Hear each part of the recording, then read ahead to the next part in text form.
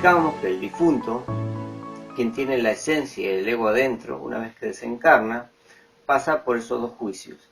Y llega al tercer juicio, que ha sido nombrado y contado en diferentes culturas. El libro tibetano de los muertos y tanto los egipcios cuentan historias sobre el tercer juicio. En el libro tibetano dicen que el difunto entra en un gran desmayo durante 3 días y medio. De ahí viene el velatorio. Muchas veces nosotros no sabemos de dónde viene el velatorio y es el resultado de la espera de estos 3 días y medio del juicio final que pasa el difunto. Pasa por esas dos retrospecciones, observa su existencia, su vida, para que reflexione y se dé cuenta que ha perdido el tiempo, que su vida no valió la pena en gran parte y que no ha buscado un camino espiritual y el sentido real de la existencia. Dice una enseñanza por ahí: si uno no cambia, todo se repite. Y vida tras vida vamos repitiendo lo mismo por no eliminar el ego. Una vez que esa persona llega al tercer juicio, cuentan los grandes maestros, los grandes iniciados, que el acusado, o sea, la persona, el difunto, es sentado frente al tribunal en otros planos de conciencia, frente al gran juez Anubis, que fue nombrado por las culturas egipcias, y sus 42 acontes. Aquí, en este juicio final de cada vida, cada vez que morimos o desencarnamos, tenemos el juicio donde se evalúa nuestro comportamiento. Se toman en cuenta 3 cosas: lo que se conoce dentro del conocimiento místico o gnóstico como la medida, el peso y el número. La medida hace referencia al nivel espiritual de conciencia que ha desarrollado esa persona. Se toma en cuenta qué nivel alcanzó para definir cuál es el destino de esa persona. O sea, si su vida la aprovechó para un desarrollo interno o realmente no lo hizo y su nivel espiritual es muy bajo. Una vez evaluado eso, se pasa al peso. Simbólicamente, siempre en las culturas antiguas, se simbolizó este juicio con una gran balanza. Esa balanza representa las buenas obras y las malas obras, el gran karma y el dharma que hemos acumulado durante toda nuestra vida. Dicen las enseñanzas místicas egipcias que lo que se pone de un lado de la balanza es el corazón del hombre y del otro lado una pluma, para evaluar las cosas que ha hecho con amor y las cosas que hizo sin amor. No se evalúa la acción en sí. En realidad no importa lo que hayas hecho. Importa si eso lo has hecho con conciencia o en forma inconsciente, llevado por ego o por intereses. O sea, cosas con un amor verdadero, puro y noble, comparada con esas cosas que se han hecho sin amor o por intereses. Eso es lo que se mide en esa balanza. Junto a una pluma.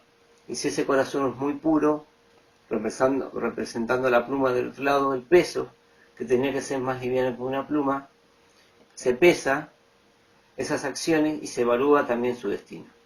Y el número. El número hace referencias a la cantidad de vidas que llevamos. Uno puede desencarnar y llevar la vida número 40, entonces se toma en cuenta qué vida lleva. Se evalúa el número de vidas que uno tiene, porque uno tiene que comprender que ahí se evalúa el nivel de aprendizaje que uno tiene. No se le puede exigir lo mismo a una persona que lleva la vida 100 con aquella que está en la vida 40 o 30. Entonces hay un tiempo lógico de aprendizaje, de desarrollo para encontrar el camino. Obviamente, si esa persona está en la vida 108 y no ha hecho absolutamente nada, también se evalúa qué destino va a tomar.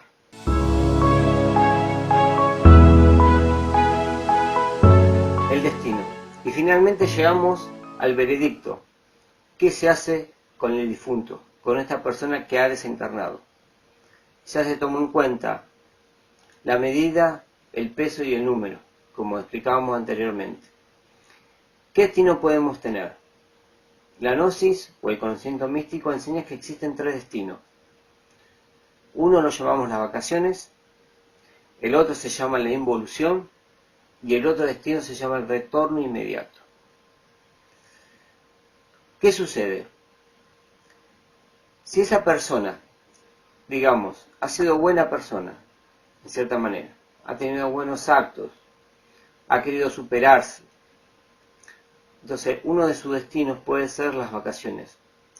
Antes de volver a encarnar, tomar forma física en otro cuerpo, pasa a un nivel superior de conciencia, donde dicen los maestros que esa esencia se enriquece de paz, de amor, de fuerza, para tomar nuevo cuerpo físico y tener un impulso interior suficiente para empezar a hacer un proceso más serio, más profundo sobre sí mismo.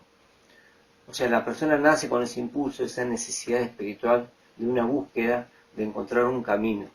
Encontrar ese camino del cual hablábamos antes, un camino verdadero que nos lleve a la auténtica autorrealización íntima del ser, o sea, el despertar de nuestras facultades y seguir este sueño, y convertirnos de un hombre terrenal, como explicábamos anteriormente, a un hombre que ama y luego un ser espiritual, un maestro. Entonces la persona nace con esos impulsos, que por supuesto que la sociedad misma se los va a tratar de apagar si uno no tiene la fuerza interior suficiente de enfrentar esas situaciones de la vida y dejarnos llevar por toda la rutina diaria que tenemos. El otro destino es el retorno inmediato. Luego de ese juicio, esa persona puede ser destinada a tomar cuerpo físico inmediatamente, y ha sucedido en muchos casos, y hay casos reales de esto, en muchísimos casos, donde fallece alguien y a los pocos meses se entera, incluso días, que alguien de la familia está embarazada. Entonces, muchas veces es la misma esencia, el mismo alma, el mismo difunto, que vuelve a tomar forma física y por cuestiones karmáticas, que tienen que ver con el karma familiar, vuelve a procesarse en la misma familia, en el mismo entorno, esa esencia, para vivir ciertas experiencias.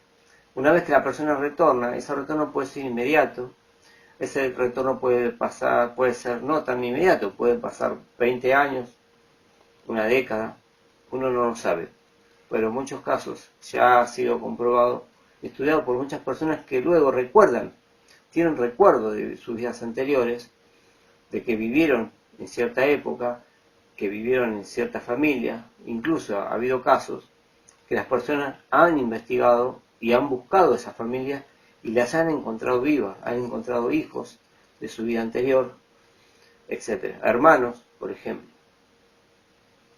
Entonces la persona puede, después de desencarnar, estar un tiempo en una especie de paraíso, que conocemos como planos superiores de conciencia, donde se nutre esa fuerza para volver a encarnar, y por otro lado puede retornar en forma inmediata. Puede ser dentro del mismo entorno o no.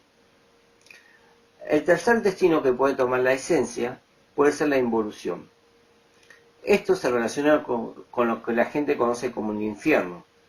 Nosotros hablábamos de la involución en clases anteriores y decíamos que la esencia, si no había hecho una vida satisfactoria, si no había encontrado un camino, si su vida había sido simplemente mecánica, inconsciente, pasaba a reinos sumergidos de existencia, que era el proceso involutivo, o sea, dejaba de encarnar como persona, como hombre, como ser, y volvía a encarnar como animal involutivo. Luego encarnaba como planta involutiva y así llegaba a mineral involutivo y pasaba por esa rueda del samsara, era limpiada esa esencia del ego, volvía pura a la rueda de la evolución y volvía a encarnar como mineral, vegetal, animal para tomar forma humana luego después de millones de años.